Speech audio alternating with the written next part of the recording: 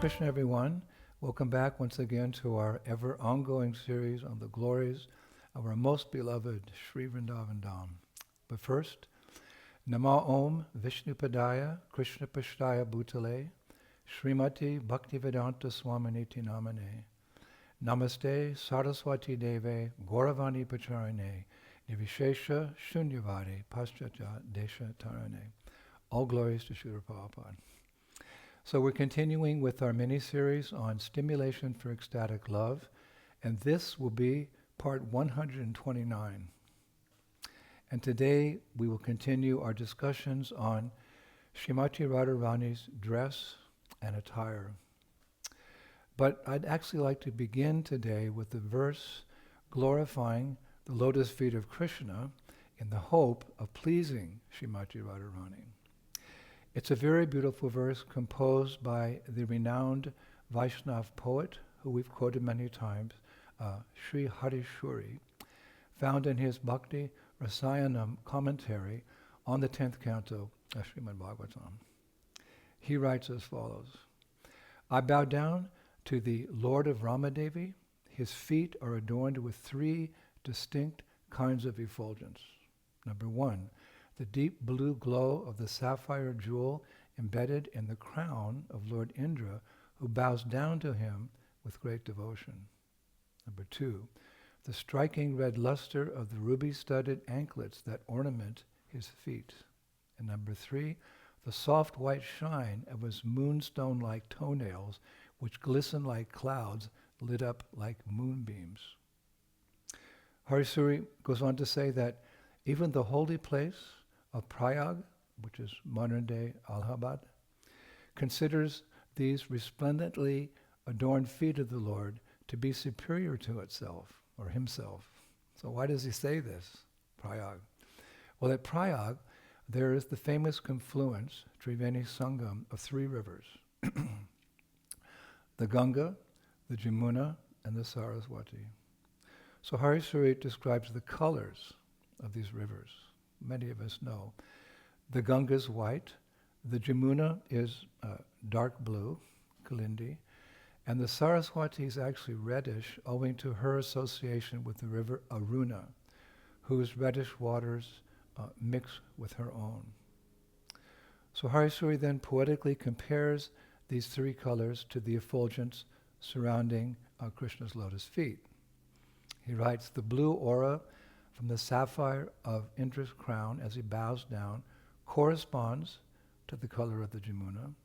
The red glow of the rubies on Krishna's anklets corresponds to the Saraswati river.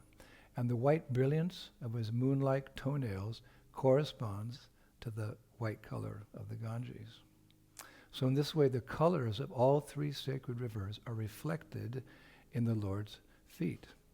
Therefore, Prayag feels humbled in the presence of those divine feet. Although it boasts, you could say, the meeting point of these three rivers, in reality, only the Ganges and the Jamuna are visible today. The Saraswati long ago went underground and is no longer seen. Thus, conclusion, Prayag acknowledges the superiority of the lotus feet of Krishna, where all three rivers, not just their waters, but the divine colors, the divine hues, are manifest as we described in full splendor. Right, Krishna? Isn't that wonderful? Now, back to the attire and dress of Sri Radha. You may remember last week we spoke about the dress and attire that decorate her waist. So today I would like to share with you a very beautiful pastime described in the Sri Radha Krishna Archana Deepika by our beloved Srila Jiva Goswami, verses 120 to 127, where he refers to her beautiful waist. Well, we all know the pastime of Damodara Leela that took place with Mother Yasoda and little Krishna. Few devotees who haven't read this piece by Jiva Goswami know, however, that the original pastime, the Damodara pastime, happened where? In Goloka Vrindavan, between Radha and Krishna. Yes. This incident involves how would you say, a golden waist belt of Sri Radha. So here it is. Jiva writes, one day in the month of Kartik, on the day of Purnima actually, there was a festival at the home of Nanda Maharaj, Goloka Vrindavan. And because Krishna could not meet Sri Radha for their daily pastimes because of the festival, that evening he went secretly to her home in Varshana to meet her. He escaped and somehow got in the palace. But because he had missed that daily pastime that day, Radharani was very angry upon seeing him. Man. Her anger is very powerful. And what did she do? In her anger, she took her golden waist belt and tied Krishna up. She has a golden waist belt. She tied Krishna up. But then Krishna explained everything about the festival that day, why he was in Nandagram, he couldn't come. And so she forgave him and untied him, set him free. So at that point, Krishna said famously to her, the Dhamma, the waist belt that you have tied around my udara, meaning waist, has now given me a new name, Damodara. Damodara. This name is very dear to me. In fact, there is no name of mine that is as dear to me as this one, Sri Radha. For those who constantly chant this name, Damodar, all perfection will be assured. Such people will attain my devotion, which is rarely attained, and will then be glorified in my eternal abodes. He continued. Here's the Sanskrit. Ula kale yada matra bharoham bhavita priye udare dhammabhir loke tad vyaktam bhavisyati.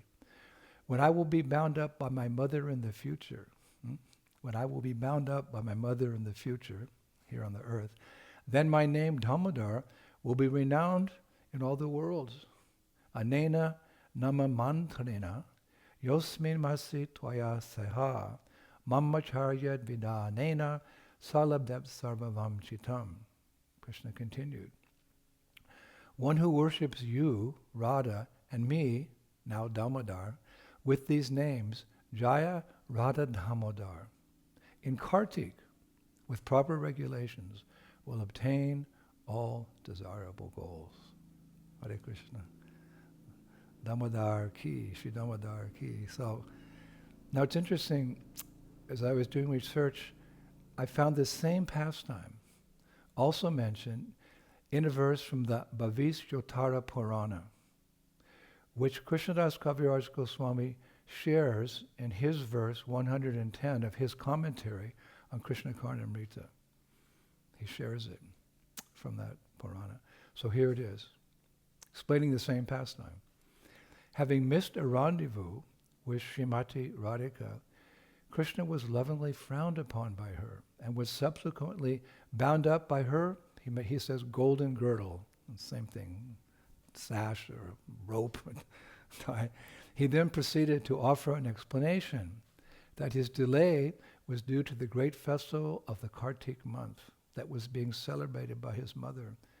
I meditate on him, who thus became known as Damodar, who in this bound condition offered many excellent words of flattery with erect goosebumps on his body. Wow. Krishna's feeling ecstatic symptoms with erect goosebumps on his body in the presence of Sri Radha. Now, there's another beautiful pastime I found described by Tribhanga Das Thakur. So who's Tribhanga Das Thakur? He was an Aryan devotee, a famous poet actually of the late 18th century. So he describes very nicely about Srimati Radharani's waist. He writes, one day Krishna was playing with his cowherd friends near a pond of lotuses where many cows were mooing in bliss. What? Many cows were mooing in bliss. I mean, we see cows mooing here on earth. These cows were mooing in bliss because they're all fully self-realized, pure devotees of the Lord. So their own way, they're glorifying Krishna. So Krishna heard them mooing, and then he also heard sounds of talking and laughing. Where's this coming from, he's thinking. So he climbed a tree, and he saw nearby it was a group of gopis who were placing water pots firmly on their waists to transport them. So Krishna jumped down from the tree and he asked one of the gopis, "Dear one, where are you coming from? Your beautiful face shows that you're not an ordinary gopi in Vrindavan. You look like a king's daughter. Could it be that you are Sri Radha, the one whose name brings me the greatest satisfaction in life?" I love that part. The one whose name brings me the greatest satisfaction in life. When will that day be ours? So this particular gopi, she nodded in shyness. So then Krishna understood. He said, "Oh Radha, let me help you to hold your water pot. This long-necked water pot is causing your soft and delicate belly so much inconvenience. The sides of your waist are meant for flowers on which your waist can rest upon, like a queen rests on soft cushions.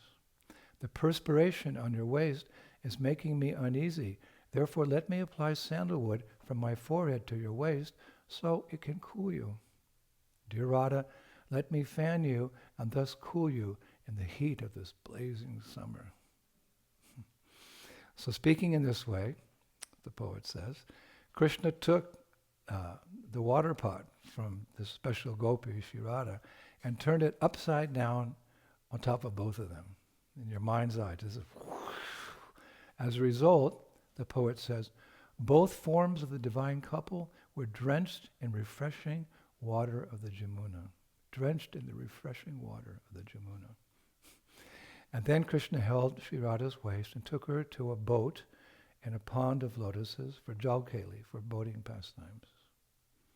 So witnessing such a scene, all the Sakis sang a melody of love in higher notes.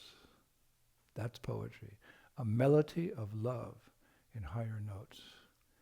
Then the poet writes, Turimangi sings the glories of Dayita Radha and her lover Krishna with eyes filled with tears of love. Referring to himself, he's singing the glories of Dayita Radha and her lover Krishna with eyes filled with tears of love. That's the goal. So, I have some duties today, so we'll conclude here with a few verses glorifying Srimati Radharani, found in the illustrious Sri Radharasa Shuddhanidhi by our beloved Prabodhananda Saraswati, from the part called Dani Dani Radhika Ke Charan. Dani Dani Radhika Ke Charan literally means, the lotus feet of Sri Radhika are my only treasure. So he writes, May my mind always float in the ocean of divine nectar, emanating from the lotus feet of Srimati Radharani. No more fear of millions of hells. Studying of the scriptures has become simply troublesome. Merging into the Brahman effulgence is terrible. The ecstatic symptoms of devotion to the Lord that are felt by great devotees like Shuka have lost their charms. He's talking about Sri Radha, of course. O Radha, you are my sole ruler and my only shelter. Countless gopis of Braj swarm around your lotus feet and worship them wholeheartedly.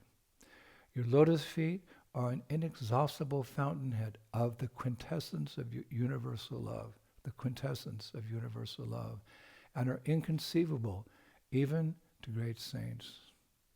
That is perhaps the reason why great devotees are striving with ever-increasing courage and hope to catch the sweetness and beauty of the grace that flows from your lotus feet. O Queen, will you be pleased to show me the particular manner in which I should serve your lotus feet? The lotus-like chanting of the holy names of Lord Hari with love attracts my mind towards Sri Radha's feet. This attraction becomes very strong as soon as the delicious ingredient of Sri Radha's service is added to the chanting. Meditation on blissful Krishna as he roams about in Vrindavan has put me under the shade of the tender feet of kind Sri Radha. He's a real Radharani Bhakta. My only shelter is Sri Radhika's lotus feet, which I yearn to worship with love and devotion. These lotus feet of Srimati Radhika are painted by Krishna's soft fingers, with a feather dipped in the most fragrant red-colored juice, red lac. The gopis follow Krishna's example and worship the same feet for what? For the happiness of all living entities. These feet are glorified in the Upanishads and are found where?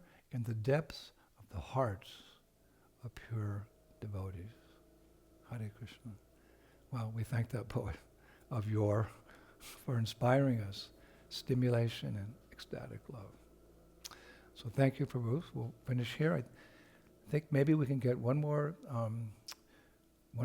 class about Radharani's dress and attire. Let's see. We'll study. Seek and ye shall find. Shri Shri Gaur Nitai ki, Shri Shri Krishna Balaram ki, Shri Shri Radha Shama Sundar ki, Vrindavaneshwari Srimati Radharani ki, her dress and attire. Mayapur Dham ki, Gaur Nitai ki, Shri Krishna Sankirtan Yagya ki, Transcendental Book Distribution ki, Gaur Premanandi, Jai Jai Sisi Radhe